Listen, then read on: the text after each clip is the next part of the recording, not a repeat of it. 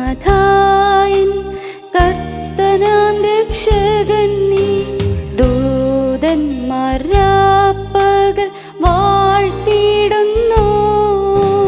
നന്ദിയാൽ വണങ്ങും തിരുമുൻപിൽ ഇന്നേരം എന്നുമെന്നും നീ ആരാധ്യനാ. നന്ദിയാൽ വണങ്ങും തിരുമുൻപിൽ ഇന്നേരം എന്നുമെന്നും നീ ആരാധ്യനാ. നീ പരിശുദ്ധൻ, നീ എന്നും സ്തുത്യൻ. ദൈവമേ നീ മാത്രം യോഗ്യനാ. ആരാധനയും സ്തുതി ബഹുമാനവും സ്വീകരിപ്പാൻ എന്നും നീ യോഗ്യനാ. നീ പരിശുദ്ധൻ, നീ എന്നും സ്തുത്യൻ. ദൈവമേ നീ മാത്രം യോഗ്യനാ. ആരാധനയും സ്തുതി ബഹുമാനവും സ്വീകരിപ്പാൻ എന്നും നീ യോഗ്യനാ. ദൈവ തിരുനാമത്തിന് മഹത്വം ഉണ്ടാകട്ടെ. കർത്താവായ യേശുക്രിസ്തുവിൻ്റെ പരിശുദ്ധമായ നാമത്തിൽ എല്ലാവർക്കും സ്നേഹവന്ദനം അറിയിക്കുകയാണ്. പലപ്പോഴും നാം കണ്ടുമുട്ടുമ്പോൾ ചോദിക്കുന്ന ഒരു ചോദ്യമുണ്ട്: എന്തുണ്ട് വിശേഷം? എങ്ങനെ പോകുന്നു കാര്യങ്ങൾ? കുട്ടികളോട് ചോദിച്ചാൽ പഠനം എങ്ങനെ, മുതിർന്നവരോട് ചോദിച്ചാൽ ജോലി എങ്ങനെ, കുടുംബജീവിതം എങ്ങനെ? എല്ലാം നന്നായി പോകുന്നു എന്ന് പറയുന്നു. എന്നാൽ വ്യക്തിപരമായ ഒരു വ്യക്തിയോട് നാം സംസാരിക്കുമ്പോൾ അദ്ദേഹം പറയും, പണം നന്നായിട്ട് പോകുന്നുണ്ട്, മുടി പോകുന്നുണ്ട്, ഉറക്കം പോകുന്നുണ്ട്, സമാധാനം പോകുന്നുണ്ട്, സന്തോഷം പോകുന്നുണ്ട്, ആരോഗ്യം പോകുന്നുണ്ട് എന്നെല്ലാം പറയും. മറ്റൊരു കാര്യം, ഇന്ന് ഈ ആഗോളതലത്തിൽ ആധുനിക യുഗത്തിൽ ഗ്രീൻ റവല്യൂഷൻ എന്ന വാക്ക് സുപരിചിതമാണ്. ഇന്ന് മലിനീകരണം സമൂഹത്തിൽ പൊതുവെ വ്യാപകമായിരിക്കുന്നു. വായു മലിനീകരണം, ജലത്തിലൂടെ, ഭക്ഷണത്തിലൂടെ എല്ലാം മലിനീകരണം നടക്കുന്നതായ കാലയളവാണ് ധാരാളമായി. തന്മൂലം അത് അനേക രോഗങ്ങൾക്ക് കാരണമായി തീരുന്നു. ക്യാൻസർ പോലുള്ള രോഗങ്ങൾ, അതുപോലെ നാഡീ ഞരമ്പുകൾക്ക് വരുന്നതായ വിവിധങ്ങളായ പ്രതിസന്ധികൾ, ഇതെല്ലാം മനുഷ്യ ജീവിതത്തെ അലട്ടിക്കൊണ്ടിരിക്കുന്ന വിഷയങ്ങളാണ്. അതുപോലെ തന്നെ ഈ കാലത്ത് മനുഷ്യ ജീവിതത്തെ തകിടം മറിക്കുന്നതായ വലിയ ഭയാനകമായ ദുരന്തമാണ് വചന മലിനീകരണം. ഇന്ന് നിർമ്മല സുവിശേഷം അനേക ആത്മീക രംഗങ്ങളിൽ നിന്ന് അന്യമായി പോയിരിക്കുന്ന കാലയളവാണ്. തന്മൂലം അതിൻ്റെ ദുരന്തം മനുഷ്യകുലം എന്ന് അനുഭവിച്ചു കൊണ്ടിരിക്കുകയാണ്. ദൈവമക്കളെ, നമ്മുടെ ജീവിതത്തിലേക്ക് തിരിഞ്ഞു നോക്കുമ്പോൾ നമുക്കറിയാൻ പറ്റും, ഇന്ന് സുവിശേഷത്തിന് വിലയില്ലാത്ത ഒരു കാലമാണ്. ക്രിസ്തുവിൻ്റെ സുവിശേഷം, ജീവൻ്റെ വചനം, ഇന്ന് വിശുദ്ധിയോടെ ജീവിക്കുക എന്നുള്ളത് മനുഷ്യ ജീവിതത്തിൽ ഒരു സ്വപ്നമായി അവശേഷിക്കുകയാണ്. ഒരു വിശുദ്ധ ജീവിതം. ഈ ഭൂമിയിൽ ജീവിക്കുന്ന കാലത്ത് വക്രതയും കോട്ടവുമുള്ള ഈ തലമുറയുടെ നടുവിൽ വിശുദ്ധരും നിഷ്കളങ്കരും ദൈവത്തിൻ്റെ മക്കളായി ജീവിപ്പാൻ, ജ്യോതിസുകളെ പോലെ ലോകത്ത് പ്രകാശിച്ചുകൊണ്ട് ദൈവത്തിൻ്റെ വചനം പ്രമാണിച്ചുകൊണ്ട് ജീവിപ്പാൻ തക്കവണ്ണം അനേകർക്കെന്ന് സാധിക്കുന്നില്ല. ഒരു ഭാഗത്ത് ആത്മീയമുണ്ട്, അതോടൊപ്പം തന്നെ പാപത്തിൽ മുഴുകിക്കഴിയുകയും ചെയ്യുന്നു. ഇടകലർന്നതായ ജീവിതം. ഇന്ന് പല കുടുംബങ്ങളിൽ നോക്കിയാൽ വഴക്ക്, പോര്, കുടുംബത്തിൽ പോര്, ഭാര്യയും ഭർത്താവും തമ്മിൽ പോര്, മക്കൾ പോരടിക്കുന്നു. എല്ലായിടത്തും പരസ്പര സ്പർദ്ധയിലും ഭിന്നതയിലും കഴിയുന്നതായ മനുഷ്യകുലം. അനേക കുടുംബങ്ങൾ, അനേക ആത്മീയ രംഗങ്ങളിൽ പോലും ഇന്ന് ദുഷ്ടനായ പൈശാചികൻ വിളയാടുന്നതായ ഭയാനകമായ ദുരന്തം നാം കണ്ടുകൊണ്ടിരിക്കുകയാണ്. അനുഗ്രഹീതനായ സുവിശേഷകനാണ് മാർട്ടിൻ ലൂഥർ. അദ്ദേഹം ഒരിക്കൽ പറയുകയുണ്ടായി, ഒരു കുടുംബം ഒരു സെമിനാരിയായി തീരണമെന്ന്. അദ്ദേഹം 1483 ജർമ്മനിയിൽ ജനിച്ചത്. നല്ല അനുഗ്രഹീതനായ ദൈവപുരുഷനായി വളർന്നു. യൂണിവേഴ്സിറ്റിയിൽ പ്രൊഫസറായിരുന്നു.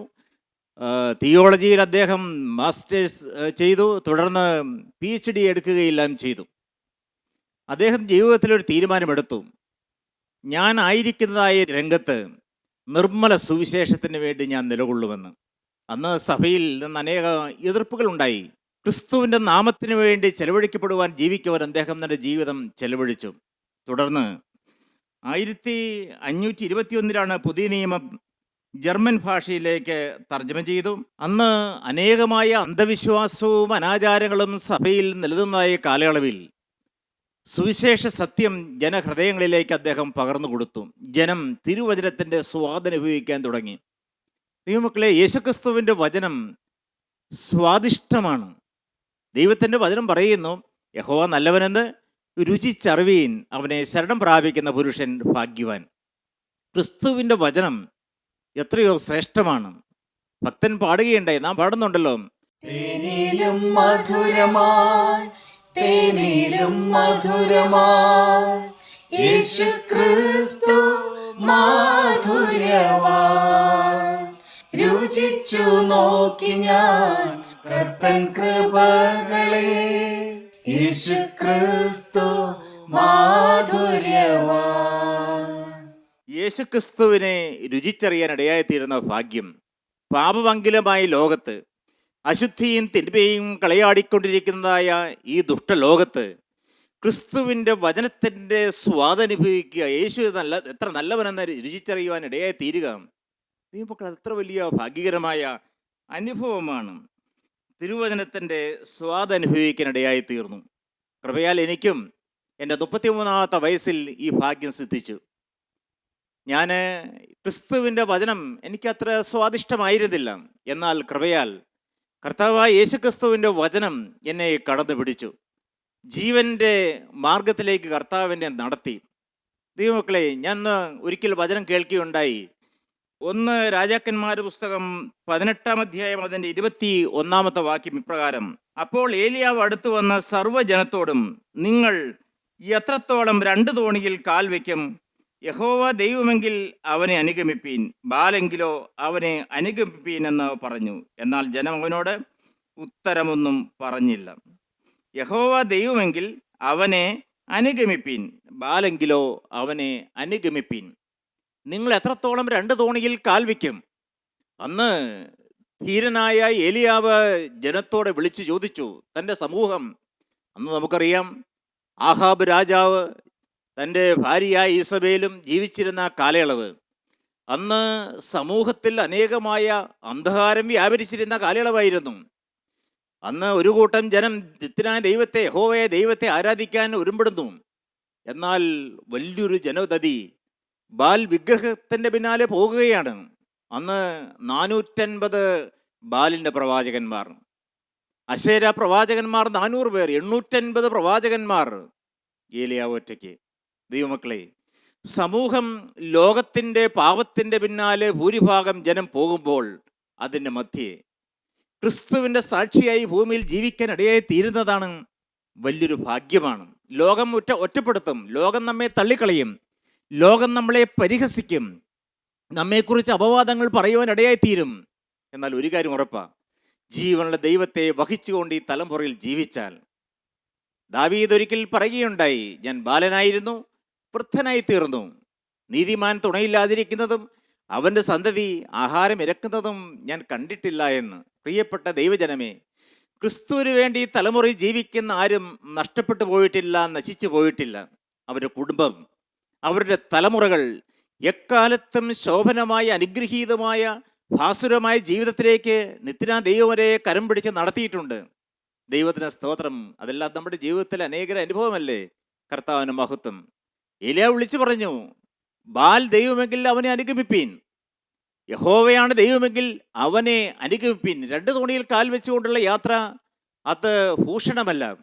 നമുക്കറിയാം, 2 തോണി, 2 വള്ളം, അതിൽ കാൽ വെച്ചുകൊണ്ട് യാത്ര ചെയ്യുമ്പോൾ അല്പസമയം മുന്നോട്ട് പോകും, തുടർന്ന് വള്ളം 2 ദിശയിലേക്ക് മാറിപ്പോവുകയും ആ വ്യക്തി നടുക്കടലിൽ വീണ് മുങ്ങി മരിക്കാൻ ഇടയായി തീരുകയും ചെയ്യുന്നു. ഇന്ന് അനേകർ അങ്ങനെയാണ്. ഈ ഇരുതോണിയിൽ ഇരുപക്ഷത്തിൽ ജീവിക്കുന്ന മനുഷ്യൻ ദൈവവും വേണം, കൂടെ പാവവും വേണം.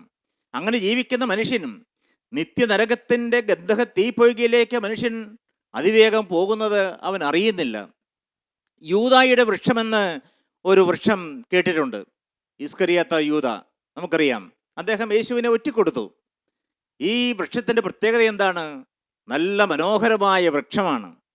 നല്ല ചുവന്ന കളറിലുള്ള നല്ല പുഷ്പങ്ങൾ ധാരാളമായി അതിൽ പന്തലിച്ച് നിൽക്കുകയാണ്. ഇലയേക്കാൾ അധികം പൂക്കളാണ്.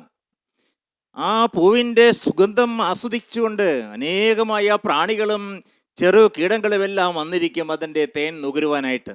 എന്നാൽ അത് വിഷമയമാണ്. അത് ആസ്വദിക്കുന്നതായ പ്രാണികളും ചെറിയ ജീവികളുമെല്ലാം ചത്തടഞ്ഞ ആ വൃക്ഷത്തിൻ്റെ ചൂട്ടിൽ കഴിയുന്നു എന്നതുപോലെ പ്രിയരെ, ഇന്നും ഈ പുറമേ കാണുന്നതായ സ്വാദിഷ്ടമായ ലോകത്തിൻ്റെ ആർഭാടങ്ങൾ, സുഖങ്ങൾ, സന്തോഷങ്ങൾ, ലോകത്തിൻ്റെ വഴിയിൽ ജീവിക്കുന്ന മനുഷ്യൻ അറിയുന്നില്ല, അവനിതാ നിത്യമായ മരണത്തിലേക്ക്, അവൻ്റെ ആത്മാവ് മരിക്കുന്നു, ആത്മാവ് നിത്യ നരകത്തിലേക്ക് പോകുന്നു.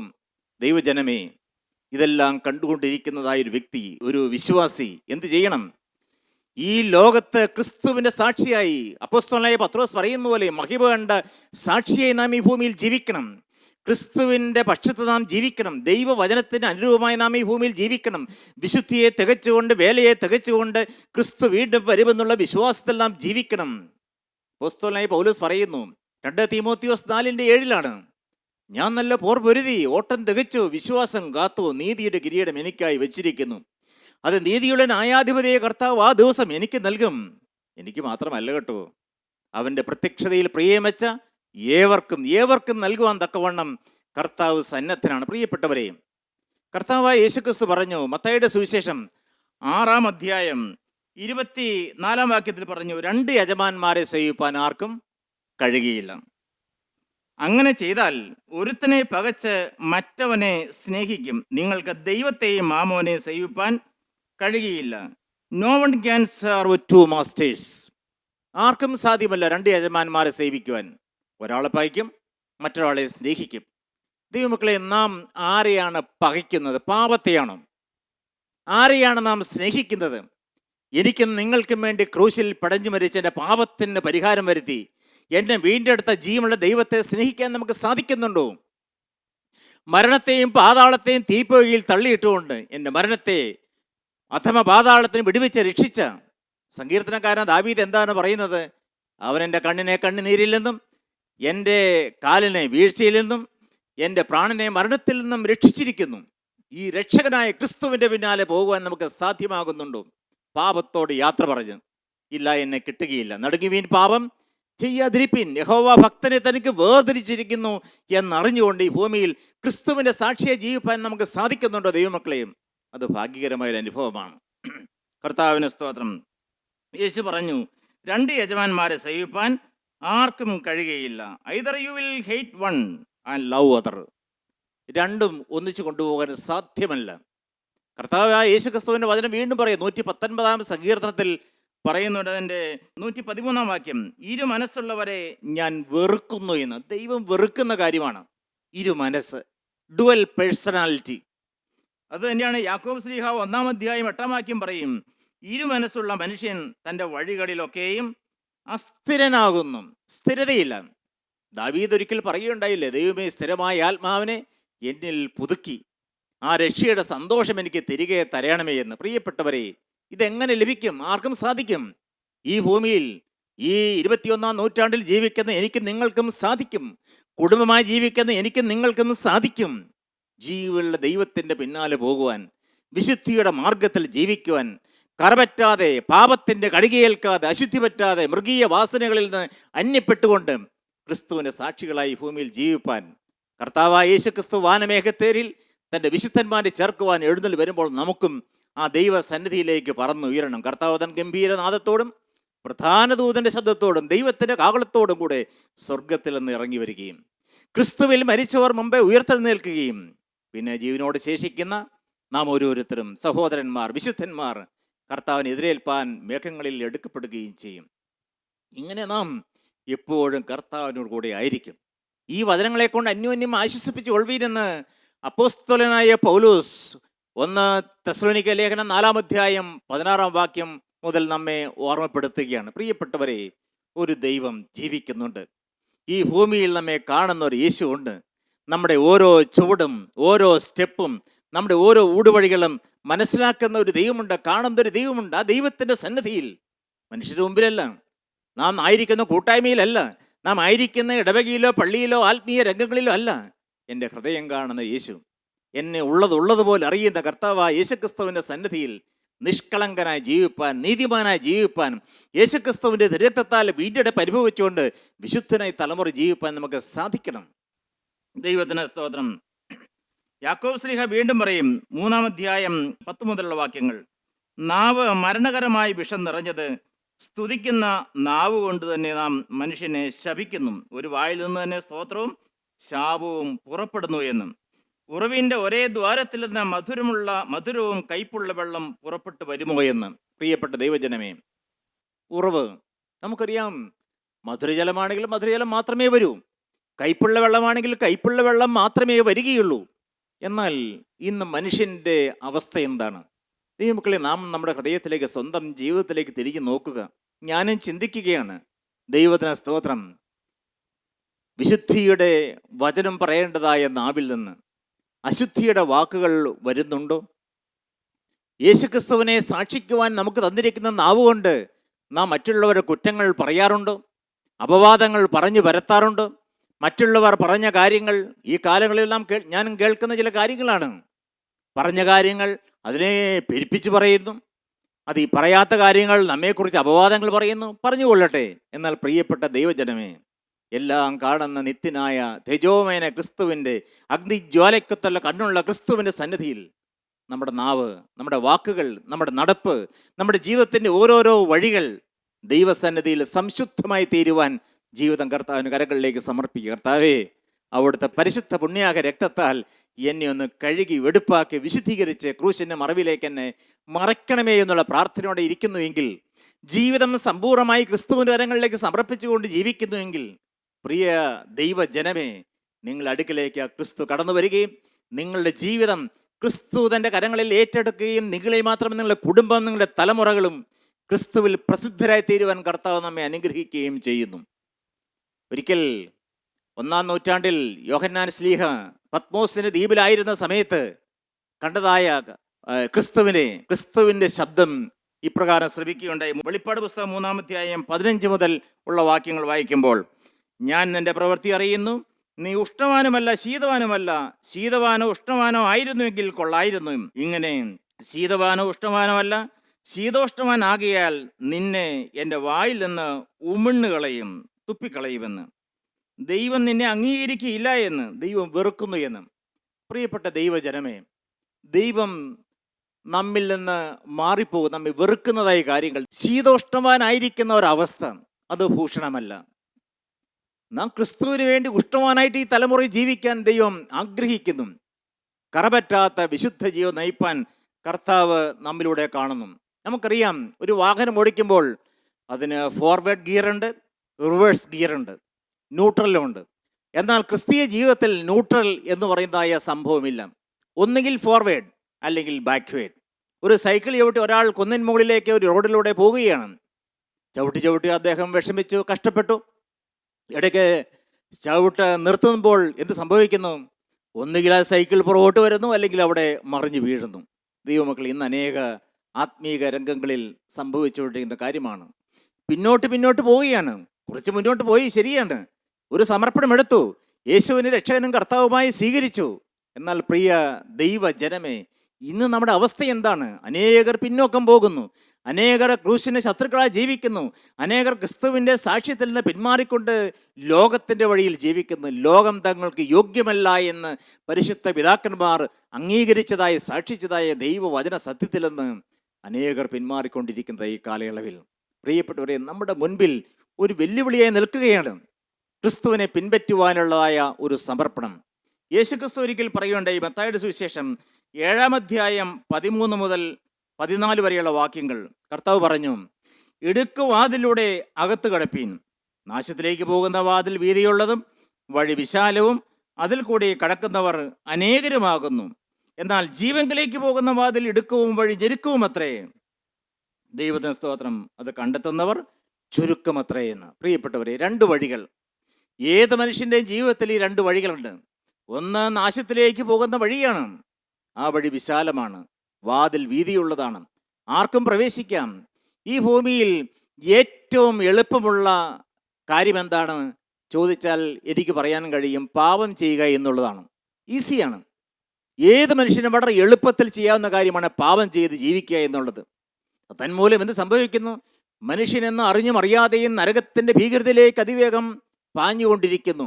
അന്ന് ആ ഭൂതഗ്രസ്തനായ മനുഷ്യൻ്റെ ജീവിതത്തിൽ നിന്ന് ഭൂതങ്ങൾ പന്നികളിലേക്ക് പാഞ്ഞു ചെന്നു. ആ പന്നികൾ പാഞ്ഞ് സമുദ്രത്തിൽ കൊടും തൂക്കത്തോടെ ചത്തൊടുങ്ങിയതുപോലെ ഇന്ന് കോടാനുകോടി ജനം, പാവപ്പെട്ട ജനം, വഴിയറിയാത്ത ജനം, വചനം എന്താണെന്ന് അറിയാത്ത ജനം, ഒരു സ്വർഗമുണ്ടോ നരകമുണ്ടോ എന്ന് ചിന്തിക്കാത്ത ജനം, ഒരു ന്യായവിധിയുണ്ടെന്ന് മനസ്സിലാക്കാത്ത ജനം, മുഖപക്ഷം കൂടാതെ ന്യായം വിധിക്കുന്ന ഒരു ദൈവമുണ്ട് തിരിച്ചറിയാതെ ലോകത്തിൻ്റെയും പാപത്തിൻ്റെയും വഴിയിൽ ജീവിക്കുന്ന മനുഷ്യൻ. പ്രിയ ദൈവജനമേ, നാം പാപത്തോട് യാത്ര പറഞ്ഞ് ജീവിക്കണം. നിർമ്മലമായ സുവിശേഷത്തിന് വേണ്ടി ഭൂമിയിൽ നാം ജീവിക്കണം. ക്രിസ്തുവിൻ്റെ സാക്ഷികളായി ജീവിക്കണം. ദൈവത്തിന് സ്തോത്രം. എന്നാൽ ജീവങ്കിലേക്ക് പോകുന്നൊരു വാതിലുണ്ട്. ആ വാതിൽ ഇടുക്കമാണ്, ഞെരുക്കമാണ്, മുള്ളു നിറഞ്ഞ പാതയാണ്. പാട്ടുകാരൻ പാടുന്ന പോലെ ഇടയൻ പോയ വഴിയാണ്, മുള്ളു നിറഞ്ഞ വഴിയാണ്. അത് കണ്ടെത്തുന്നവർ ചുരുക്കമാണ്. അത് ക്രൂശിൻ്റെ വഴിയാണ്, അത് വിശുദ്ധിയുടെ വഴിയാണ്. ഈ സ്വർഗീയ വഴി അത് വീണ്ടെടുക്കപ്പെട്ടവർ മാത്രം പോകുന്ന വഴിയാണ്. അത് സ്വർഗീയ തേജസ്സിലേക്ക്, സിയോൻ പുരിയിലേക്കുള്ള യാത്രയാണ്. സിയോൻ സഞ്ചാരി ഞാൻ, യേശുവിൽ ചാരി ഞാൻ പോകുന്നു. ക്രൂശിൻ്റെ പാതയാണ്. പ്രിയപ്പെട്ട ദൈവജനമേ, ഈ ക്രൂശിൻ്റെ പാത കണ്ടെത്തുക, ഈ സുവിശേഷത്തിൻ്റെ മാർഗം കണ്ടെത്തുക, അത് എത്രയോ വലിയ ഭാഗ്യകരമാണ്. അനേകർക്ക് ഭാഗ്യം സിദ്ധിച്ചിട്ടില്ല. എന്നാൽ ഇന്ന് ഈ തിരുവചനം കേട്ടുകൊണ്ടിരിക്കുന്ന ഞാനും നിങ്ങളും നാം ഓരോരുത്തരും ചിന്തിക്കണം, സമർപ്പിക്കണം. കർത്താവേ, എൻ്റെ ജീവിതം അന്ത്യത്തോളം ക്രിസ്തുവിൻ്റെ പാതയിൽ ജീവിപ്പാൻ ഉള്ള ഭാഗ്യം. കർത്താവിന് സ്തോത്രം. സങ്കീർത്തനം 37-ാം സങ്കീർത്തനം അതിൻ്റെ 23-ാമത്തെ വാക്യം ഇപ്രകാരം വായിക്കുന്നു: ഒരു മനുഷ്യൻ്റെ വഴിയിൽ പ്രസാദം തോന്നിയാൽ യഹോവ അവൻ്റെ ഗമനം സ്ഥിരമാക്കുന്നു. അവൻ വീണാലും നിലം പരിചയാകിയില്ല. യഹോവ അവനെ കൈപിടിച്ച് താങ്ങുന്നു എന്ന്. അവനെ താങ്ങുന്നു. ദൈവമക്കളെ, നമ്മുടെ ജീവിതം ഇന്ന് സമ്പൂർണ്ണമായും യേശുക്രിസ്തുവിൻ്റെ കരങ്ങളിലേക്ക് സമർപ്പിച്ചാൽ, ഒരു അറിയാതൊരു തെറ്റ് വന്നു എന്നിരിക്കട്ടെ, ഒരു പാപം വന്നു, അതുകൊണ്ട് ദൈവം നമ്മെ തള്ളിക്കളയുകയില്ല. യഹോവ നമ്മുടെ ജീവിതത്തെ ഏറ്റെടുത്തതായ ഒരു ദൈവം ആ ക്രിസ്തുവിൻ്റെ കരങ്ങളിലേക്ക് നമ്മുടെ ജീവിതം സമർപ്പിച്ചു എങ്കിൽ ആ ദൈവം നമ്മെ കരം പിടിച്ച് നടത്താൻ സർവശക്തനാണ്. അവൻ വിശ്വസ്തനാണ്, അവൻ നീതിമാനാണ്. നമ്മുടെ കഴിഞ്ഞകാല ജീവിതത്തിൽ നിന്ന് കർത്താവ് നമ്മെ വീണ്ടെടുത്ത് ക്രിസ്തുവാകുന്ന വഴിയിൽ കൂടെ നടത്തുവാൻ കർത്താവ് സന്നദ്ധനാണ്. നമ്മുടെ ജീവിതം കർത്താവിൻ്റെ കരങ്ങളിലേക്ക് ഏൽപ്പിച്ചു കൊടുക്കും. പ്രിയപ്പെട്ടവർ, അങ്ങനെ ഏൽപ്പിച്ചു കൊടുത്താൽ നമ്മുടെ ജീവിതം സമ്പൂർണ്ണമായി അനുഗ്രഹീതമായി തീരുന്നു. നാം മാത്രമല്ല, നമ്മുടെ കുഞ്ഞുങ്ങൾ അനുഗ്രഹീതമായി തീരുന്നു. അവൻ വീണാലും നിലം പരിചാകയില്ല. ജീവിതത്തിൽ വീഴ്ചകൾ സംഭവിക്കാം, പാപങ്ങൾ ഒരുപക്ഷെ വരാനുള്ള സാധ്യതകളുണ്ട്, വരരുത്. എന്നാൽ കർത്താവിൻ്റെ വചനം പറയുന്നു, എൻ്റെ കുഞ്ഞുങ്ങളെ നിങ്ങൾ പാപം ചെയ്യാതിരിപ്പാൻ ഞാൻ നിങ്ങൾക്ക് എഴുതുന്നു. ഒരുത്തൻ പാപം ചെയ്തു എങ്കിലോ നീതിമാനായ യേശുക്രിസ്തു എന്ന കാര്യസ്ഥൻ നമുക്ക് പിതാവിൻ്റെ അടുക്കലുണ്ട്. അവൻ നമ്മുടെ പാപങ്ങൾക്ക് പ്രായശ്ചിത്തമാകുന്നു. നമ്മുടേതിന് മാത്രമല്ല കേട്ടോ, അനേക സർവ്വ ലോകത്തിൻ്റെയും പാപത്തിൻ്റെ പരിഹാരമായി കുരുളറക്കപ്പെട്ട ദൈവ കുഞ്ഞാട്. ആ ദൈവ കുഞ്ഞാടിൻ്റെ കരങ്ങളിലേക്ക് നമ്മുടെ ജീവിതം സമർപ്പിക്കുന്നുവെങ്കിൽ യഹോവയിൽ ആശ്രയിച്ച് നന്മ ചെയ്യുക, ദേശത്ത് പാർത്ത് വിശ്വസ്തയാചരിക്കുക, യഹോവയിൽ തന്നെ രസിച്ചുകൊള്ളുക. എന്നാൽ അവൻ്റെ ഹൃദയത്തിലെ ആഗ്രഹങ്ങളെ നിനക്ക് തരും. നിന്റെ വഴി യഹോവയെ ഫലമേൽപ്പിക്കുക, അവനിൽ തന്നെ ആശ്രയിക്കുക, അവനത് നിർവഹിക്കുക. 37 സങ്കീർത്തനം 3 മുതൽ 4 വരെയുള്ള വാക്യങ്ങൾ. പ്രിയപ്പെട്ടവരെ, അതുകൊണ്ട് യോശുവ ഒരിക്കൽ പറയുകയുണ്ടായി, സമർപ്പിച്ചു, ഞാനും എൻ്റെ കുടുംബമോ ഞങ്ങൾ യഹോവയെ സേവിക്കും. നിങ്ങൾ ആരെ സേവിക്കുമെന്ന് നിങ്ങൾ തിരഞ്ഞെടുത്തുകൊള്ളുവീൻ. ഏലിയോ പറഞ്ഞു, നിങ്ങൾക്ക് 2 വഴിയിൽ ജീവിപ്പാൻ ഒരേ സമയത്ത് നടപ്പാൻ സാധ്യമല്ല, ഒരു മനുഷ്യന് സാധിക്കുകയില്ല. അതുകൊണ്ട് നിങ്ങൾ യഹോവ ദൈവമെങ്കിൽ അവനെ അനുഗമിപ്പീൻ, ബാൽ ദൈവമെങ്കിലോ അവനെ അനുഗമിപ്പീനെന്ന്. പക്ഷേ അന്ന് ജനം ഒരു വാക്ക് ഉത്തരം പറഞ്ഞില്ല, ഇന്നും അപ്രകാരം. എന്നാൽ പ്രിയരെ, നമുക്ക് ദൈവത്തോട് വാക്ക് പറയണം. കർത്താവേ, ഞാൻ യേശുക്രിസ്തുവിൻ്റെ പിന്നാലെ, എനിക്ക് വേണ്ടി ചോരയും നീരുമൊഴുക്കിയ ക്രൂശിൻ്റെ പിന്നാലെ പോകുവാൻ ഗോകുൽത്തായിലേക്ക്, കർത്താവിന് സ്തോത്രം, യെരുശലേമിന് തെരുവീതിയിലൂടെ ക്രൂശ് മരം ചുമന്നുകൊണ്ട് ഗോകുൽത്തായിലേക്ക് നടകൊണ്ട കർത്താവേ, നിന്നെ ഞാൻ പിൻപറ്റുകയാണ്, ആ ക്രൂശിനെ ഞാൻ പിൻപറ്റുകയാണ്, പാപത്തോട് യാത്ര പറയുകയാണ്. കർത്താവായ യേശുക്രിസ്തുവിനെ ജീവിതത്തിൽ കർത്താവ് രക്ഷിതാവായി സ്വീകരിച്ചുകൊണ്ട്, കർത്താവേ, ഞാനിതാ വരികയാണ്, എന്നെ കൈക്കൊള്ളണമേ, പാപിയായ എന്നോട് മനസ്സലിയണമേ, എൻ്റെ പാപക്കറകളെ കഴുകണമേ, എന്നെ വിശുദ്ധീകരിക്കണമേ, അവിടുത്തെ മഹത്വമേറിയ രാജ്യത്തിനെ എന്നെ ഒരുക്കി വിശുദ്ധീകരിക്കണമേ. ആ വിശുദ്ധന്മാർ പാർക്കുന്ന സ്വർഗീയ പളങ്ക് നദീതീരത്ത് കർത്താവേ, എനിക്കും കുടുംബമായി കർത്താവേ എന്നിലൂടെ കണ്ട വേലകൾ പൂർത്തീകരിച്ച് കടന്നു വരുവാൻ കർത്താവേ എനിക്ക് ഭാഗ്യം തരണമേ എന്നുള്ള പ്രാർത്ഥനയോടെ നമുക്ക് ജീവിതം കർത്താവിൻ്റെ കരങ്ങളിലേക്ക് സമർപ്പിക്കാം. ഏലിയാ വിളിച്ചു പറഞ്ഞു, നിങ്ങൾ എത്രത്തോളം 2 തോണിയിൽ കാലുവെക്കുമെന്ന്. കർത്താവേ, ഇന്ന് മുതൽ ഞാനൊരു പുതിയ വ്യക്തിയായി യേശുക്രിസ്തു പോയ വഴിയെ, എനിക്ക് വേണ്ടി ജീവൻ വെച്ച ക്രിസ്തുവിൻ്റെ പിന്നാലെ പോകുവാൻ ഇടയൻ പോയതായി വഴിയെ, ആ മുള്ളു നിറഞ്ഞതായ വിശുദ്ധിയുടെ ആ തേജസ്സിൻ്റെ വഴിയിൽ കർത്താവെ, സഹനത്തിൻ്റെ പാതയിൽ, കഷ്ടതയുടെ മാർഗത്തിൽ, സുവിശേഷത്തിൻ്റെ മാർഗത്തിൽ ജീവിപ്പാതക്കവണ്ണം കർത്താവെ, എൻ്റെ ജീവിതം ഞാനിതാ അവിടുത്തെ കരങ്ങളിലേക്ക് സമർപ്പിക്കുന്നു. നമുക്ക് ജീവിതം കർത്താവിൻ്റെ കരങ്ങളിലേക്ക് ഏൽപ്പിക്കാം, പ്രാർത്ഥിക്കാം. ജീവനുള്ള ദൈവമേ, സ്വർഗീയ പിതാവേ, അനുഗ്രഹിക്കപ്പെട്ട ദിവസത്തിനായി സ്തോത്രം. കർത്താവെ, അവിടുന്ന് ഞങ്ങൾക്ക് തന്ന വചനത്തിനായി ഞങ്ങൾ അങ്ങേ മഹത്വപ്പെടുത്തുന്ന കർത്താവെ, വചനം കേട്ട ഓരോരുത്തരുടെ മേലും യേശുക്രിസ്തുവിൻ്റെ അണിപ്പാടുള്ള തൃക്കരം വെച്ച് അനുഗ്രഹിക്കണമേ, വിശുദ്ധീകരിക്കണമേ. തിരുവിലാവിലെ രക്തം പാപങ്ങളെ കഴുകുന്ന വിശുദ്ധ രക്തം, യേശുവിൻ്റെ രക്തം സകല പാപം പോക്കി ശുദ്ധീകരിക്കുന്ന അറുക്കപ്പെട്ട കുഞ്ഞാടിൻ്റെ രക്തത്താൽ കഴുകി ഓരോരുത്തരെയും വെടുപ്പാക്കി വിശുദ്ധീകരിക്കണമേ. അവിടുത്തെ രാജ്യത്തിനെ ഒരുക്കണമേ. എല്ലാ നന്മകൾക്കായി സ്തോത്രം. യേശുക്രിസ്തുവിൻ്റെ അൻപുള്ള നാമത്തിൽ പ്രാർത്ഥിക്കുന്നു. കൃപയോട് കേട്ട് ഉത്തരമല്ലുമാറാകണമേ. ആമീൻ.